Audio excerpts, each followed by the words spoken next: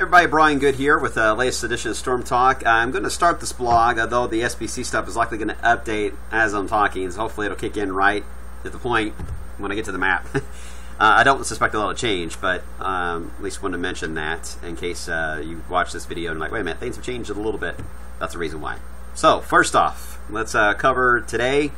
Rain's already into E-Town now. Light rain, it's moving in from the south. A lot of cloud cover in our area.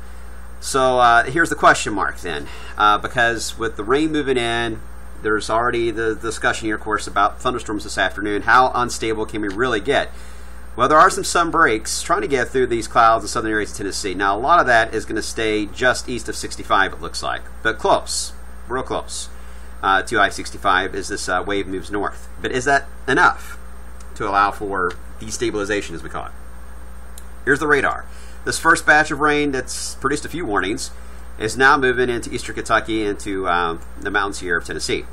Our question is going to be where, again, that little dry notch right ahead of the actual little spinning here of the low is taking place. Because if we can get that to work its way into 65, then we're going to be in that zone for maybe some isolated rotating thunderstorms. Can produce some damaging winds and perhaps even a brief tornado.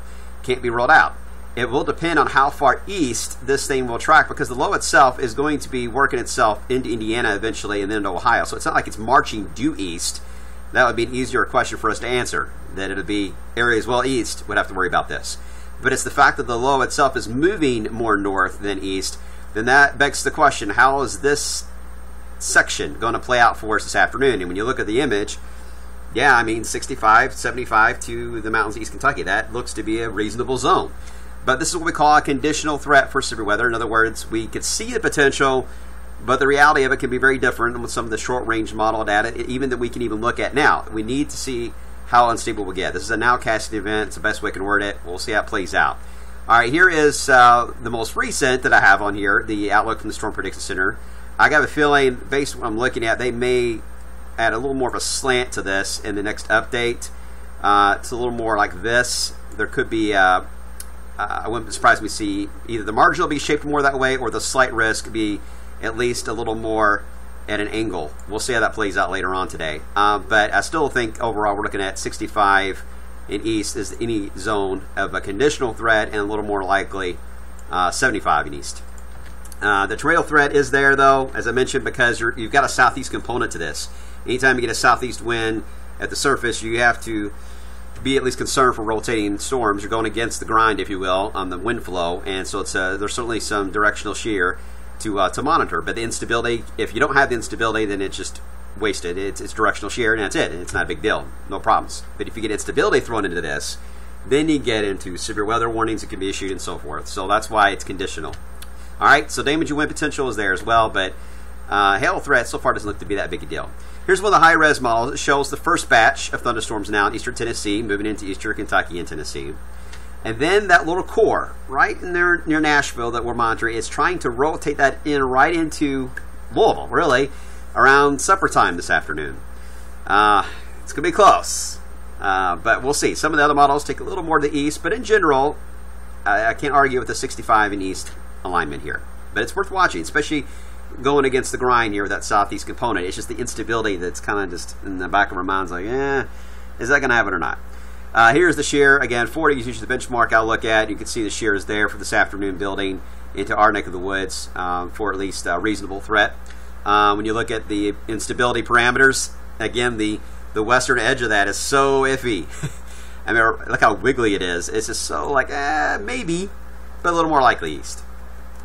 Isn't that frustrating? All right, and when you look at helicity, which is a little more the spinning action of the low itself, usually when you get over 200, but especially 300, that's where you're talking about a little more of a tornado threat. So this is a low-end threat, guys. This is a brief tornado kind of set up. These are not the kind of tornadoes that form and stay on the ground for hours on end. These are brief little spin-ups. In some cases, by the time the warning comes out, if it did rotate and drop a funnel, it probably went back up in the cloud by the time the warning can get to anybody. And they'll have to cancel the warning early. It's those kind of deals. So, but still, it can do damage, don't get me wrong, but it's very brief encounters that could happen. So just pay careful attention to the way through his weather app, and stay close to our, make sure you have a way to get alerted, in other words, later on this afternoon as we head toward the heating of the day and see how this plays out. All right, so then tomorrow, we're in the backside of the low. It looks like we'll get the shower activity out of here relatively early, and enough dry air works its way in on the southwest side that we'll start to see the showers become more spotty, maybe a little bit of lightning mixed in with that. Wouldn't rule it out, but enough sun breaks, I think, that can get us into the 70s, but it'll be a very last minute. Then we get into the weekend. Here's Friday. This is the 500 millibar, and then Friday afternoon and night, there's a little vort, a little X, a little vort. It's going to track right into Cincinnati, into West Virginia. The question is that going to produce a complex of thunderstorms and will it run its course right into wave country? It's a good question, because we'll have a strong south flow throughout the day. We'll be certainly into the 80s. I say to pop up possible in the afternoon, but we'll see that complex then begin to show up as we head into Friday night and see what it's doing here. These little bands, these are outflow boundaries that the model is having trouble with. It sees the potential for an outflow boundary to come from that complex of thunderstorms that will track from Indiana and Ohio, but the question is, will this actually be thunderstorm activity, producing some gusty winds in our area, or will it remain just to our north? And I can't answer that fully just yet, but that's something we'll be watching. Then as we enter the weekend, for Saturday, we do have a couple of vorts to our north that will be tracking through, so we can't run an isolated thunderstorm during the day Saturday, but it's this vort here that is concerning, that will quickly rotate its way right into our area by Saturday night. And it's concerning because GFS, which is unusual for GFS to go this high, but it's going with dew points in the mid-70s, which is certainly oppressive. I mean, it's going to be very humid out there, and that leads to high CAPE values or instability. So very moderately to very unstable in the Ohio Valley. Now that's in the afternoon. This little piece of energy, this vort max, will arrive during the overnight period. So the question is, are we still going to be unstable enough to be concerned with this vort max? At this point, yeah, I think that will be a concern, and there's going to be a damaging wind potential. What it's not set in stone, though, is the track of that. Is it going to go more south, or is it going to go a little more north?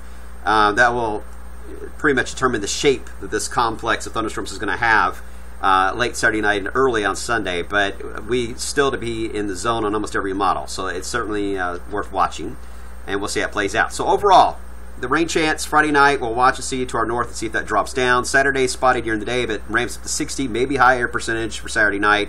And then as the cold front moves in, Sunday and Sunday night, a few thunderstorms may pop on the front. It depends if we can get any sun during the day Sunday.